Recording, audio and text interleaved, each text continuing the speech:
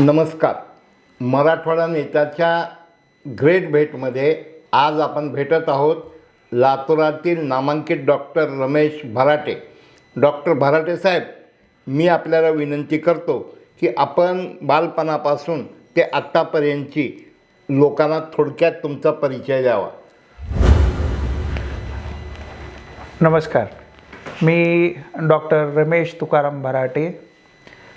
माझे मूळ गाव हे पारा, तालुका कळंब, जिल्हा उस्मानाबाद ही आहे. परंतु आमचे आजोबा हे केज तालुक्यातील मोठेगाव येथे स्थायिक झाल्यामुळे आमची कर्मभूमी ही केज तालुक्यातील आहे. परंतु मूळ गाव आमचं उस्मानाबाद जिल्ह्यातील कळंब तालुक्यातील पारा हे गाव आहे.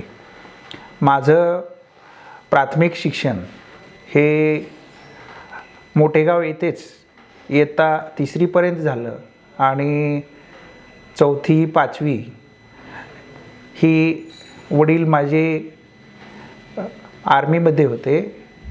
आर्मीमध्ये शिपाई म्हणून त्यांनी कार्यरत होते. तिथं वडिलांबरोबर माझी 4थी आणि 5वी ही झाली. कुठं 4थी आणि 5वी? राजस्थान येथील कोटा येथे 4थी आणि 5वी झाली. अच्छा. आणि 6वी आणि 7वी ही इसुपोडगाव, तालुका केज इथे झाली. त्यावेळी मी आमच्या बीड जिल्ह्यामध्ये 7वी बोर्डामध्ये मी दुसरा आलो होतो.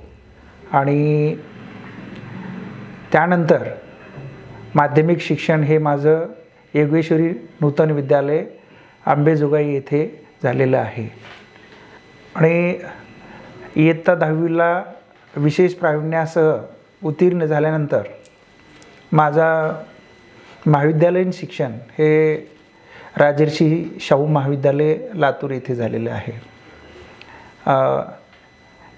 1992 मध्ये मी 12वीमध्ये उच्च गुणवत्ता प्राप्त करून स्वामी रामानंद तीर्थ ग्रामीण शासकीय वैद्यकीय महाविद्यालय अंबेजोगाई येथे MBBS माझं पूर्ण झालं. आणि MBBSच्या नंतर मी MD ही गव्हर्मेंट मेडिकल कॉलेज नांदेड येथे झाली. आणि त्यापुढील जे एक्सपर्ट्स म्हणून आमच्या क्षेत्रामध्ये जे काही फेलोशिप असते किंवा रजिस्ट्रारशिप असते ते KEM medical GS medical college Mumbai, आणि त्यानंतर रजिस्ट्रार म्हणून दीनानाथ मंगेशकर हॉस्पिटल पुणे. आणि हे पूर्ण प्रशिक्षण घेतल्यानंतर मी शासकीय सेवेमध्ये जिथून माझं मूळ शिक्षण झालं तिथंच मला पहिली अपॉइंटमेंट ही अधिव्याख्याता औषध वैद्यकशास्त्र म्हणून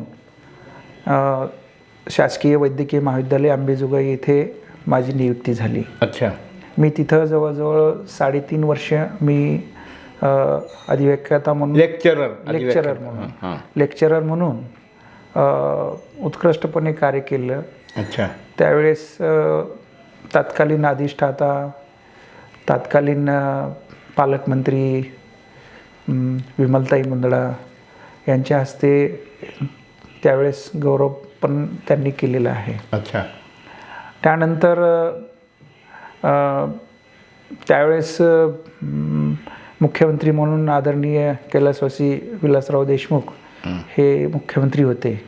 आणि नुकतंच लातूर येथे शासकीय वैद्यकीय महाविद्यालय लातूरची स्थापना झालेली होती. त्यावेळेस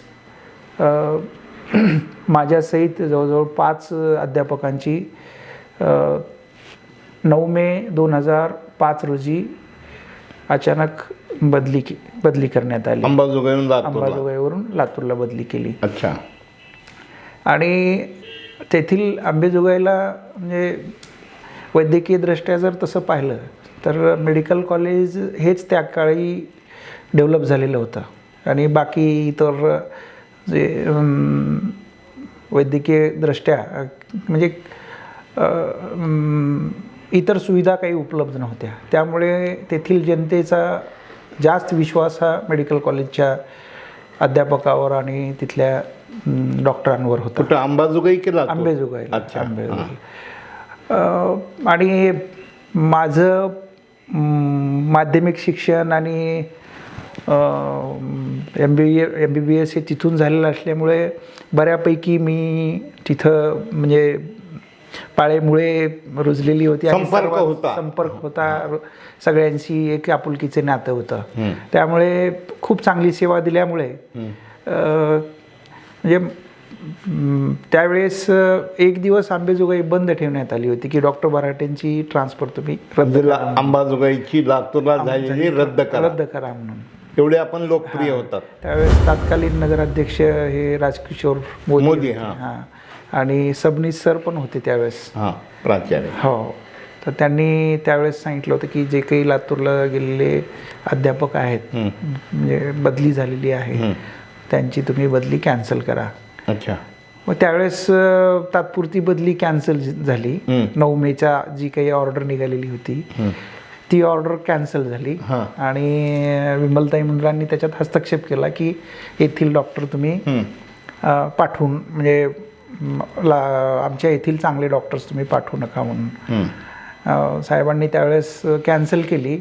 आणि मधल्या काळामध्ये विमल मुंदळांचं त्यावेळेस नुकतंच कॅन्सरचं निदान झालेलं होतं. त्यावेळेस त्यांनी अमेरिकेसाठी चेकअपसाठी गेलेल्या होत्या. त्यावेळेस 14 मे 2005 रोजी पदासहित माझी अचानकपणे बदली केली. आणि ही बातमी पूर्ण अंबेजोगाई शहरामध्ये वाऱ्यासारखी पसरली आणि मला अधिष्ठाता कार्यालयामध्ये कोंडून ठेवलं होतं त्यावेळेस लोकांनी की या डॉक्टरला तिथून पाठवायचं नाही म्हणून तिथून. त्यावेळेस मग म्हणजे आज सांगायला मला अभिमान वाटतो की त्यावेळेसचे तिथले प्राचार्य सबनीस सर इतर सर्व प्रतिष्ठित व्यक्ती आले आणि म्हटले डॉक्टर तुम्ही अंबेजोगाई सोडून का जाताय. तर त्यावेळेस मी सांगितलं की मी माझ्या मुलांच्या शिक्षणासाठी जातोय. मग त्यांनी सांगितलं की तुम्ही मग मुलांचं शिक्षण झाल्यानंतर परत याल ह्या अटीवर आम्ही तुम्हाला जाऊ देऊ म्हटले. तर ती अट अजून पण पूर्ण केलेली नाही आहे. आणि अशा तऱ्हेने मग माझी म्हणजे लातूरला बदली झाली. मग मी शासकीय वैद्यकीय महाविद्यालय लातूर येथे रुजू झालो आणि काम केलं. तिथं मग माझ्याकडे श्वसनविकार विभाग आणि औषध वैद्यकशास्त्र विभागाचा अतिरिक्त कार्यभार होता आणि मी चांगलं काम केलं.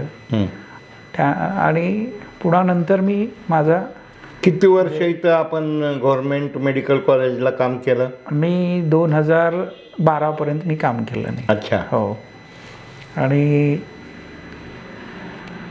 मधल्या काळामध्ये मग मी दयानंद कॉलेजच्या समोर Gayatri hospital and critical care centre म्हणून सुरू केलं. एक 10 बेडचं हॉस्पिटल चालू केलं आणि जवळजवळ 5 वर्ष मी तिथं त्या ठिकाणी सेवा दिली. आणि मग 5 वर्षानंतर मी 22 ऑक्टोबर 2011 रोजी इकडं बांधकाम झालेलं होतं तोपर्यंत. हो, बांधकाम झालेलं होतं. आणि उद्घाटनाला गोपीनाथराव मुंडे आणि विलासराव देशमुख साहेब हे आलेले होते. मग हे आपण सुरू केल्यानंतर या ठिकाणी किती बेडची व्यवस्था आहे. मी इथं म्हणजे तिथं जुन्या हॉस्पिटल्समध्ये ज्या काही उणिवा भासत होत्या मला त्या उणिवा मी भरून काढण्याचा प्रयत्न केला. अच्छा. आणि तिथलं जे हॉस्पिटल होतं 10 बेडचं हॉस्पिटल होतं. मग हे पुढच्या दृष्टीने काही अभ्यासक्रम चालू करण्याच्या दृष्टीने किंवा पुढच्या 25 वर्षाचा विचार करून आपण या हॉस्पिटलचं म्हणजे एक पायाभरणी केली आणि त्या प्रकारे आपण सुविधा निर्माण केल्या. अच्छा. हे आता 50 बेड हॉस्पिटल 50 बेडचं सँक्शनिंग आहे, अच्छा परंतु फंक्शनिंग आपण 35 बेडच आहेत. अच्छा. इथं काय काय फॅसिलिटी आहेत? आता इथं सुसज्ज असं वेटिंग आहे, 24 तास फार्मसी सेवा आहे, ॲम्ब्युलन्स आहे, पॅथॉलॉजी डिपार्टमेंट हे 24 आवर्स वर्किंग असतं. नंतर पल्मनरी फंक्शन टेस्ट आहे, ट्रेडमिल टेस्ट आहे, पुन्हा सुसज्ज असं श्वसनविकार अतिदक्षता विभाग आणि हृदयरोग अतिदक्षता विभाग हे वेगळे आहेत स्वतंत्र. अच्छा, म्हणजे काय फरक काय श्वसन विभाग आणि हृदयरोग ह्याच्यामध्ये फरक काय काय? आता बऱ्याच वेळेला श्वसन विकारामध्ये आणि हृदयविकारामध्ये बऱ्याच वेळेला निदान करताना बऱ्याच अडचणी येतात. अच्छा. कारण लक्षणं हे दोन्ही आजारांचे जवळपास सारखेच साम्य आहे त्याच्यामध्ये. फक्त त्यामध्ये निमोनिया असेल किंवा कुठले इन्फेक्टिव्ह इटिओलॉजी असलेले जे काही आजार असतात, अच्छा, त्या आजाराचे पेशंट आपण थोडे स्वतंत्ररित्या ठेवून जर ट्रीटमेंट दिली तर हृदयविकाराच्या रुग्णांना त्याच्यावर इफेक्ट होत नाही किंवा त्यांचं इन्फेक्शन हे हृदयविकाराच्या रुग्णांना होत नाही. या ठिकाणी हृदयरोग आणि श्वसन याच्यामध्ये काय फरक आहे आणि नेमकं ट्रीटमेंटमध्ये काय फरक पडतोय? तसं हृदयरोग आणि श्वसन विकाराचे लक्षणं जे आहेत जवळजवळ दोन्ही सारखेच असतात. अच्छा. त्यामुळे बऱ्याच वेळेला ज्या रुग्णांना हृदयरोग आहे त्यांना असं वाटतं की दम्याची लक्षणं आहेत, किंवा ज्या रुग्णाला दम्याची लक्षणे आहेत त्याला वाटतं की आपल्याला हृदयरोगाची लक्षणं आहेत.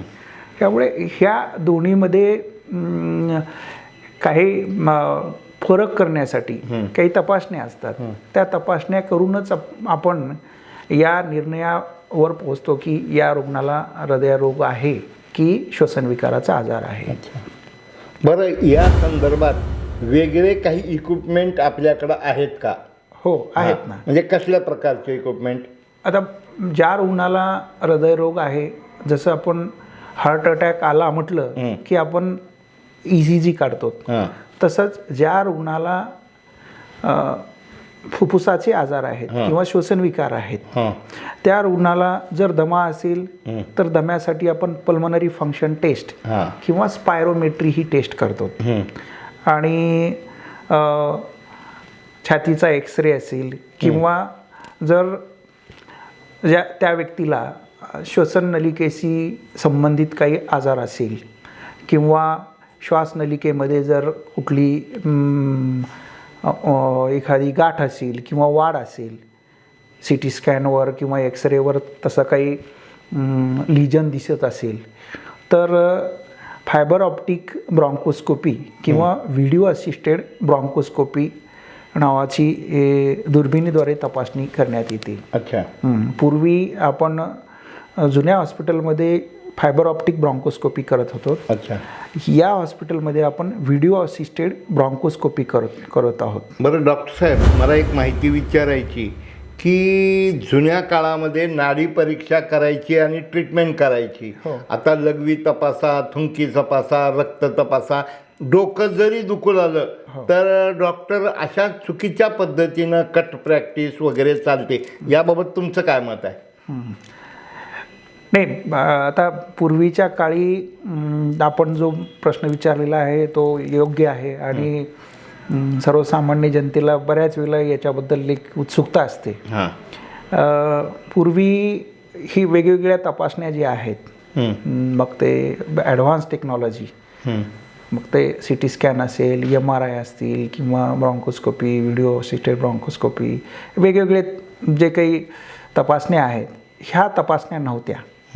आणि जे काही आहे ते तुमचं जे काही स्किल आहे, म्हणजे जे शिकवलेलं आहे, मग ते पदवीपूर्व शिक्षण असेल किंवा पदव्युत्तर म्हणजे MD किंवा DMच्या काळात जे काही ते रुग्णाचं लक्षण आणि जे काही नाडीवरून किंवा इतर गोष्टीवरून जे आहेत त्याच्यावरून निदान केलं जायचं. आणि ते बऱ्यापैकी 80-90% म्हणजे ते खरं योग्य पण ठरायचं. होतं, खरं ठरायचं. परंतु जसं जसं तंत्रज्ञान म्हणजे वाढत गेलं आणि लोकांच्या अपेक्षा वाढत गेल्या, तसं तसं हे वेगवेगळे सुविधा निर्माण झाल्या. आणि बऱ्याच वेळेला पूर्वी डॉक्टर आणि पेशंटचं एक कौटुंबिक नातं होतं. जसं गावातील शिक्षकाला त्यांच्या गावातील सर्वसामान्य जनता, मग ते एखाद्या मुलाचं लग्न जमणार असेल किंवा कुठला भांडण तंटा असेल तो मिटवण्यासाठी गुरुजीला बोलवायचे, गुरुजींना बोलवायचे आणि एक प्रतिष्ठित 1-2 लोकांना. तसंच डॉक्टरांना पण तसा सन्मान होता. परंतु मधल्या काळात काही कंझ्युमर प्रोटेक्शन ॲक्ट आला आणि त्या कंझ्युमर प्रोटेक्शन ॲक्टमुळे डॉक्टरांची विश्वासार्हता हळूहळू कमी होत गेली. त्यामुळे डॉक्टरच्या विश्वासार्हता कमी होण्यासाठी कायदा जबाबदार आहे की डॉक्टर जबाबदार आहेत? दोन्ही गोष्टी जबाबदार आहेत ह्या गोष्टीला. मी ॲज ए डॉक्टर म्हणून जेव्हा प्रॅक्टिस करतो तेव्हा मला असं वाटतं की मी हा पूर्णतः म्हणजे प्रोटेक्टेड असावं. मला कोणी हे करू नये, त्रास होऊ नये मला. त्यामुळे बऱ्याच वेळेला रुग्ण पण विचारतात, डॉक्टर या पेशंटला निमोनिया होता तर तुम्ही CT स्कॅन का केलं नाही? CT स्कॅन न करताच तुम्ही याचं निदान केलं आणि ट्रीटमेंट दिली. पूर्वी तसं नव्हतं. पूर्वी डॉक्टरांनी सांगितलं देव होता, तुमच्या पेशंटला असा आजार आहे, डोळे झाकून ट्रीटमेंट द्यायची. आता लोकांच्या अपेक्षा वाढलेल्या आहेत. लोकांना असं वाटतं की आपण या आजारासाठी एवढी अमाऊंट आपण खर्च करतोय म्हणजे त्याचा रिझल्ट आलाच पाहिजे. आणि हे आपण एका जीवाबरोबर आपण हे करत आहोत, म्हणजे ट्रीटमेंट उपचार करत आहोत. कुठल्या मशिनरीला उपचार करत नाही आहे. कुठली मशीन जर खराब झाली तर ती पार्ट बदलून टाकू शकतो आपण.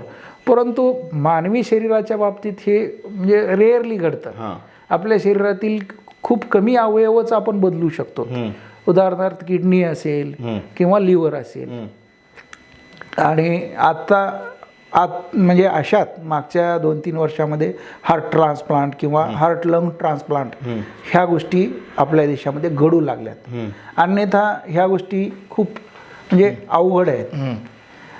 त्याच्यामुळे हळूहळू लोकांच्या अपेक्षा वाढल्या आणि हे जे काही मी सांगतोय ह्या गोष्टी, हार्ट ट्रान्सप्लांट असेल किंवा लंग ट्रान्सप्लांट, ह्या खर्चिक बाबी आहेत. माझं काय म्हणणं आहे की ह्या सगळ्या विज्ञानाच्या आणि वैद्यकीय क्षेत्राच्या प्रगतीबरोबर डॉक्टर भराटे यांनी लातूरमध्ये वैद्यकीय क्षेत्रात काय काय केलंय किंवा अशा केस स्टडी काही आहेत का की गेलेला माणूस जातोय असं वाटत असताना त्याला काहीतरी आपल्यामुळं बरं झालं असं आपण काही संदर्भ सांगू शकाल का?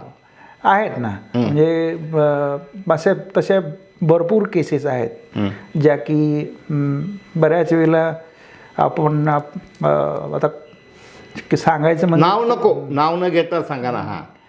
असे जे पेशंट बऱ्याच वेळेला 102 वर्षाचे आजोबा होते.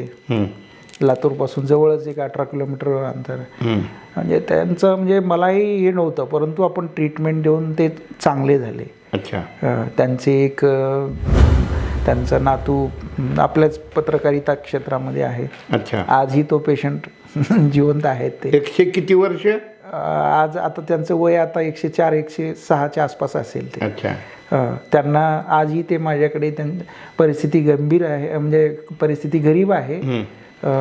सारसा म्हणून गाव आहे, तिथले आहेत. ते येतात ते माझ्याकडे रेग्युलरली. डॉक्टर साहेब, हे सगळं होत असताना हेवी इन्व्हेस्टमेंट होत असल्यामुळं डॉक्टर हे चुकीच्या ट्रीटमेंट करतात असा आरोप केला जातो. ह्याच्याबद्दल तुमचं काय म्हणणं आहे? नाही, आता याच्यामध्ये जर तुमचं डॉक्युमेंटेशन जर नसेल, आता जेव्हा मी एखाद्या पेशंटला ॲडमिट करतो आणि उपचार करतो, माझ्याकडे एक सिस्टीम आहे डॉक्युमेंटेशनची.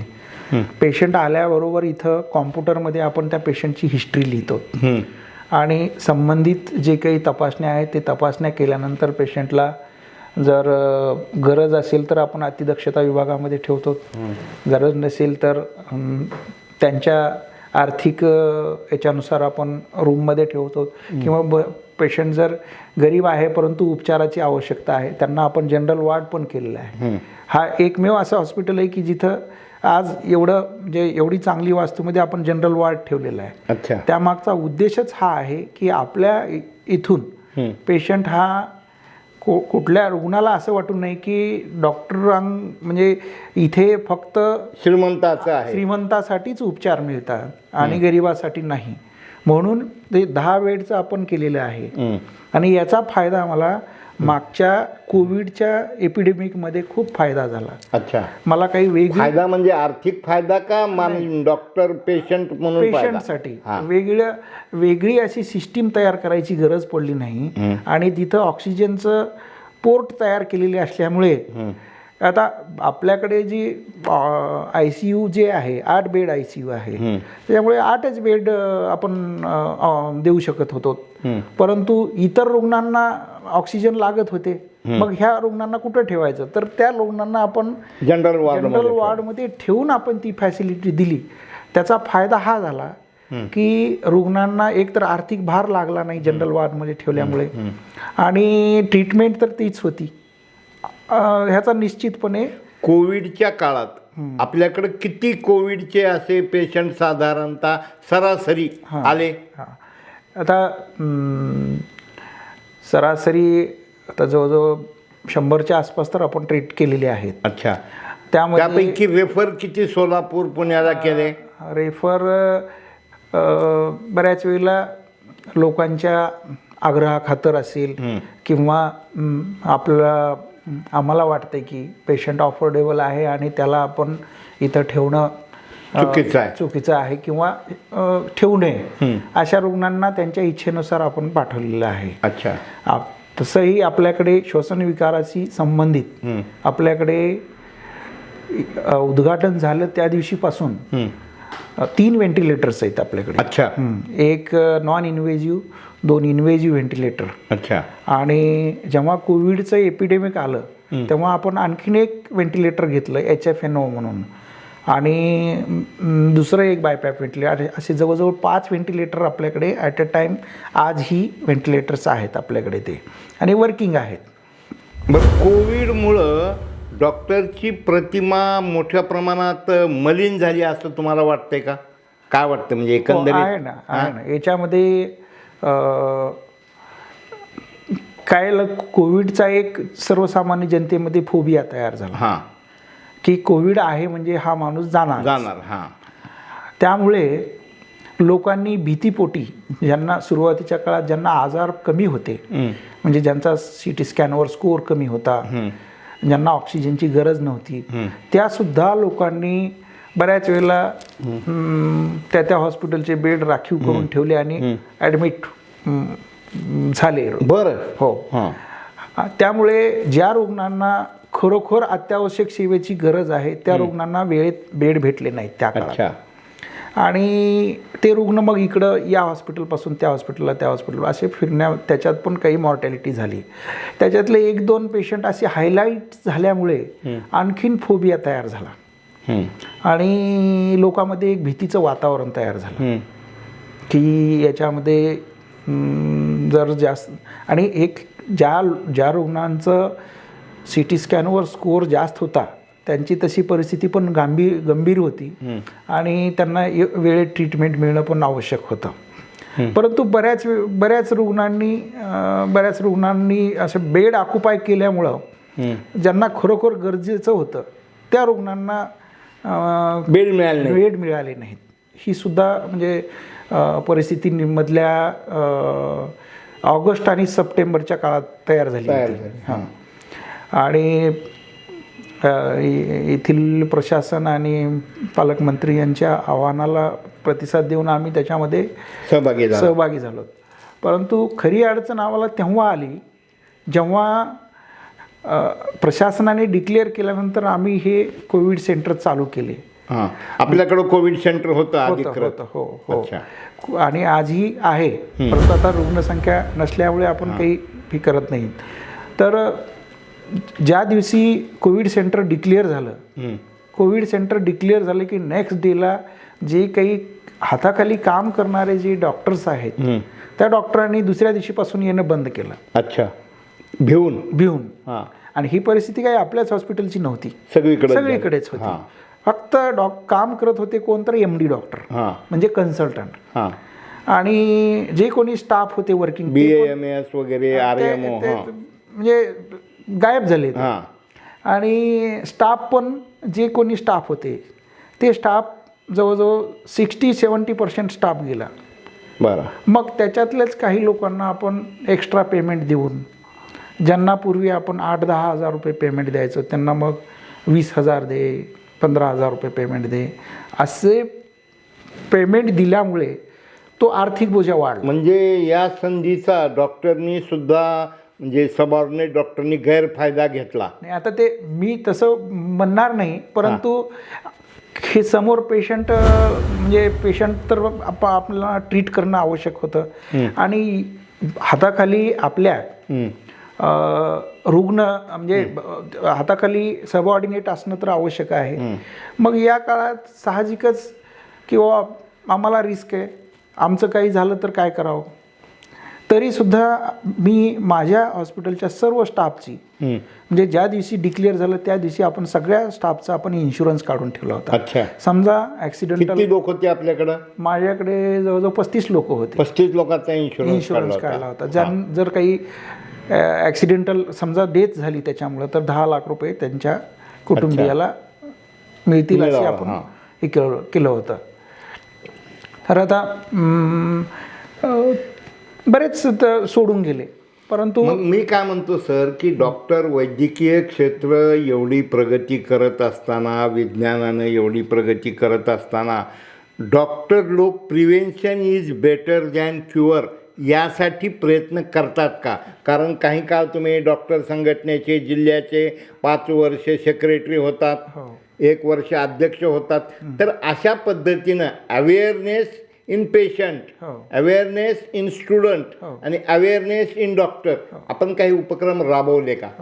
निश्चितपणे आपण पाहिलं असेल. आता मी 2005 पासून आपल्याही दैनिकामध्ये आपण मी वेळोवेळी तसे जेव्हा तशी साथ आलेले आहेत, तेव्हा मी आपल्या परिसरामध्ये साथ येण्यापूर्वी मी प्रत्येक वेळेला मी तसे लेख लिहिलेले आहेत. अच्छा. उदाहरण घ्यायचं झालं तर 2008-09ला स्वाईन फ्लू जेव्हा आपल्या परिसरात आला होता, तेव्हा पण मी काय काळजी घ्यावी आणि उपचार काय आहेत, त्या संबंधातील तपासण्या काय आहेत, यावर मी प्रकाश टाकला होता. आणि त्यावेळेस मी गव्हर्मेंटचा पण, म्हणजे गव्हर्मेंट मशिनरीमध्ये पण होतो. योगायोगाने त्यावेळेस आपण खूप चांगलं काम केलं होतं आणि आपला लातूरचा डेथ रेट हा सगळ्यात कमी होता स्वाईन फ्लूच्या काळात. किती होता सर त्यावेळेस? जवळजवळ 2% आसपास. आणि कोरोनाच्या काळात? कोरोनाच्या काळात थोडा 1% काहीतरी वाढलेला आहे. 3-3.5% वाढलेला आहे. आता कदाचित याच्यामध्ये हे पण असू शकतं, त्यावेळेस डेफिनेटिव्ह ट्रीटमेंट होती कोरोनाच्या काळामध्ये. आणि स्वाईन फ्लूमध्ये कसं होतं की एअरबॉर्न इन्फेक्शन होतं. याच्यामध्ये आता एअरबॉर्न इन्फेक्शन आहे की नाही अजून पण डाऊट आहे त्याच्यामध्ये. तरी पण मास्क वापरणं, काही सोशल डिस्टन्सिंग आणि ह्या गोष्टी आपण पाळलेल्या होत्या. परंतु याच्यावर जी काही डेफिनेटिव्ह ट्रीटमेंट असते, ती डेफिनेटिव्ह ट्रीटमेंट कधी आजपर्यंत नाहीच. आणि होतोय कशामुळं? नाही, आपला कोरोना होतोय कशामुळं ह्याचं काही नक्की सांगता येते का, किंवा असं काही संशोधन झालेलं आहे का? आता हे तर सगळीकडे झालेलं आहे की हे कोविड-19 मुळेच झालेलं आहे. म्हणजे काय? हा जो विषाणू आहे, SARS-CoV-2, severe acute respiratory syndrome 2 नावाचा तो विषाणू आहे. त्याच्यापासून हे कोविड-19 नावाचा विषाणू, म्हणजे सर्वप्रथम चीनच्या वुहान शहरामध्ये डिसेंबर 2019मध्ये आढळल्यामुळे त्याला कोविड-19 हे नाव दिलं नाव दिलं गेलं. आणि मग पुन्हा याचं नॉमेनक्लेचरच कोविड असं झालं. ॲक्च्युअली ते सार्स कोविड 2 असं आहे त्याचं. तर एकंदरीत अशा महामाऱ्या होतात. काही डॉक्टरवर हल्ले झाले लातूरमधल्या. मग जनता विरुद्ध डॉक्टर, म्हणजे रक्षक विरुद्ध भक्षक, मग रक्षक की भक्षक. मग यामध्ये काही सोशल इलिमेंट हे वेगवेगळे उठतात आणि चुकीच्या पद्धतीनं डॉक्टरला त्रास देतात. मग डॉक्टर ही समाजातल्या काही लोकांना चुकीची ट्रीटमेंट करतात. याबद्दल डॉक्टर्समध्ये काही सामंजस्य किंवा असं काही आहे का? आता मी इंडियन मेडिकल असोसिएशनचा 5 वर्षे सचिव होतो. त्यानंतर मी 2018 ते 19 इंडियन मेडिकल असोसिएशनचा अध्यक्ष होतो आणि स्टेटच्या स्पोर्ट्स कमिटीचा चेअरमन होतो. लीगल कमिटीचा पण चेअरमन होतो मी. आणि आता मी सध्या IMA AMSचा व्हाईस प्रेसिडेंट आहे महाराष्ट्राचा. ही जी संघटना आहे इंडियन मेडिकल असोसिएशन, ही नुसतं डॉक्टरांचं म्हणजे प्रॅक्टिसच्या संदर्भातच संरक्षण करण्यासाठी आहे असं नाही आहे. तर डॉक्टरांनी कुठल्या पद्धतीने प्रॅक्टिस करावी, मेडिकल एथिक्स किंवा एटिक्वेट्स पाळणं, आणि काही गोष्टींची आचारसंहिता, ही सुद्धा म्हणजे डॉक्टरना आचारसंहिता का पेशंटना आचारसंहिता? डॉक्टरांनी पण आचारसंहिता पाळणं आवश्यक आहे, ही सुद्धा संघटना सांगते. मग ते तुम्ही मगाशी विचारलं की कट प्रॅक्टिसच्या संदर्भात सुद्धा. कट प्रॅक्टिसला आम्ही कधीच, मी माझ्या आयुष्यात तर कधी कट प्रॅक्टिसला म्हणजे प्रोत्साहन दिलंही नाही आणि मी कधी केलंही नाही.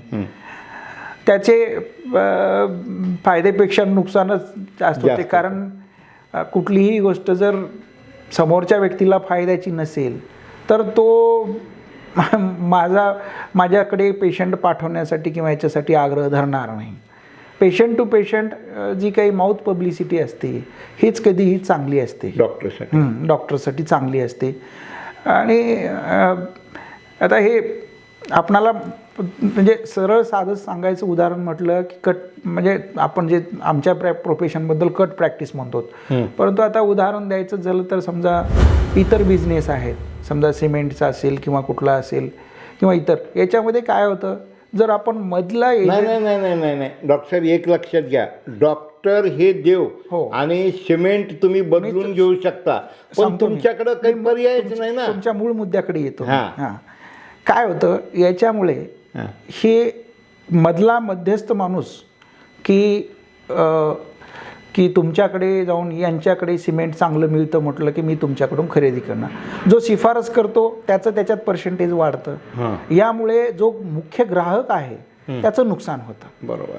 जे तुम्ही मगाशी विचारला ना प्रश्न, की हे जे डॉक्टर पेशंट रिलेशनशिप खराब होण्यामागे हेच पण कारण आहे. नुसतं अद्ययावत तंत्रज्ञानामुळे महागडी ट्रीटमेंट झाली असं नाही आहे, हा पण घटक कारणीभूत आहे.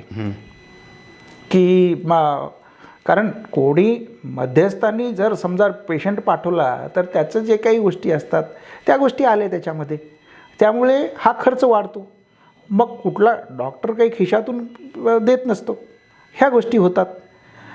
त्यामुळे बर्डन विनाकारण त्या म्हणजे पेशंटवर वाढतं. आणि माझं म्हणजे सरळ या गोष्टीला म्हणजे मी विरोध करतो ह्या गोष्टीला, की आपण म्हणजे आपल्या रुग्णांचं हित पाहिलं पाहिजे, आपण इतर गोष्टीला थारा न देता. कारण बऱ्याच वेळेला आपल्या रुग्णालयासमोर गर्दी वाढवण्यासाठी किंवा काही गोष्टी करण्यासाठी आपण जे काही अशा गोष्टी वापरल्या जातात, तात्पुरतं ते चांगलं वाटतं, परंतु नंतर ह्या गोष्टी बुमरँग म्हणून आपल्याच म्हणजे नडतात ह्या गोष्टी. लातूरमध्ये असं काही घडतंय का? तुमचं काय मत आहे? आता म्हणजे त्याचं उत्तर माझ्यापेक्षा तुम्ही जास्त देऊ शकता. बरं, येणाऱ्या काळामध्ये आपण एक नामांकित डॉक्टर आहात, तर डॉक्टर आणि पेशंट यांनी काय काय प्रिकॉशन घ्यावा असं आपल्याला वाटतंय? काय सांगू इच्छिता मराठवाडा नेताच्या माध्यमातून? नाही, आता रुग्णांनी आता वेळोवेळी आपलं 50 वर्षाच्या पुढचे जर असतील तर त्यांनी वर्षातून एकदा तरी आपलं सर्वकष चाचणी करून घेणं आवश्यक आहे, जेणेकरून अचानक एखादा आजार उद्भवल्यास. कारण आपल्या देशामध्ये अजूनही बरेच लोक हे हेल्थ इन्शुरन्स काढत नाही आहेत. त्याच्यामुळं अचानक एखादी परिस्थिती उद्भवली तर आर्थिक ताणाताण होते आणि बऱ्याच वेळेला जो काही खर्च येतो हेल्थ म्हणजे आरोग्यावर, तो आपले भारतीय कुटुंब व्यवस्थेमध्ये तो सहन करण्या इतपत तयारी नसते. त्यामुळे कधीही 50 वर्षाच्या पुढचे जर आपण 50 वर्षाच्या पुढेचे जे व्यक्ती आहेत त्यांनी वर्षातून एकदा आपली तपासणी करून घेणं आवश्यक आहे. आणि काही प्रिव्हेन्शन म्हणून सगळ्यात महत्त्वाचं आठवड्यातून एक 5 दिवस व्यायाम करणं आवश्यक आहे. आणि मेंटल स्ट्रेस कमी व्हावा म्हणून थोडं आध्यात्मिक गोष्टी पण केलं तर बऱ्यापैकी मेंटल स्ट्रेस कमी होतो. अच्छा. आजकाल ही ह्या ज्या गोष्टी आहेत की डॉक्टरांवर हल्ले किंवा ह्या गोष्टी म्हणतात, हे कुठंतरी उद्विग्नतेतून किंवा आर्थिक चणचणीतूनच ह्या गोष्टी झालेल्या असतात. ह्या गोष्टी याच्या व्यतिरिक्त ज्या काही कुठल्या गोष्टी होतात त्या मग ते त्याला वेगळा अँगल असतो. बरोबर आहे. मग ते मनी एक्स्ट्रॅक्शन. नाही, ह्याच्यामध्ये डॉक्टर काही कारणीभूत असतात का दुसऱ्या डॉक्टरला बदनाम करायला, का सांगू शकत नाहीत? काही हे सांगणं योग्य नाही ते. म्हणजे आता तुम्ही त्याच्यावर जास्त कारण कसं आहे, हे प्रोफेशनल रायव्हलरी नावाचा प्रकार असू शकतो, मी नाही म्हणत नाही. जाऊ दे, चला. बरं, मराठवाडा नेतानी काय करावं वैद्यकीय क्षेत्र आणि आमचं काम कसं आहे असं वाटतं तुम्हाला? दैनिक मराठवाडा नेता आणि पोर्टल तर काय प्रकारे, म्हणजे कशा प्रकारे काम चालू आहे? गेल्या 25 वर्षापासून जवळजवळ तुम्ही ओळखता बद्दरला आणि मराठवाडा नेत्याला. खरंच मी दैनिक मराठवाडाचा नेताचा आभारी आहे की आपण या प्लॅटफॉर्मवर मला संधी दिली आणि माझं म्हणजे मनोगत व्यक्त करण्यासाठी मला आपण प्रवृत्त केलं. कारण मी आपलं वर्तमानपत्र हे 2005 पासून वाचतो. अच्छा. आपल्या वर्तमानपत्राची ठेवण आणि त्यामध्ये अध्यात्माचा जो काही भाग आहे त्यामध्ये आदरणीय गैनीनाथ महाराज असतील किंवा आदरणीय तरुण सागर, मी तुमचा पेपरच घेण्यासाठी सुरुवातच त्या कारणामुळे मी घेतली. अच्छा. आणि सकाळचा जो काही सकाळी चहा पीत आपण जे विचार आहेत ते मी वाचायला सुरुवात केली आणि त्याचा मला माझ्या आयुष्यावर म्हणजे खूप परिणाम झाला. त्याच्यामुळे काही अनएथिकल गोष्टी करण्याचं मन तयार होत नाही. अच्छा. हा एक त्यामागचा हे आहे. आणि आपण जे काही विषयाची मांडणी वगैरे करता हे पण खूप चांगली आहे. लोकल लेवलवर असताना पण त्याच्यात वेगवेगळे जिल्ह्यांचं आपण कव्हरेज देता. मी आता पाहतो हिंगोली असेल, नांदेड असेल, परभणी, जालना, इथे या भागातलं पण एक इथं लातूरमध्ये राहूनच पूर्ण मराठवाड्याची माहिती मिळते आणि कलर पेज असल्यामुळे खूप चांगलं वाटतंय ते. अच्छा. धन्यवाद डॉक्टर साहेब. आपण आमच्या विनंतीला मान देऊन आपलं मनोगत निर्भीडपणानं मांडलात त्याबद्दल मी आपला मनपूर्वक आभारी आहे.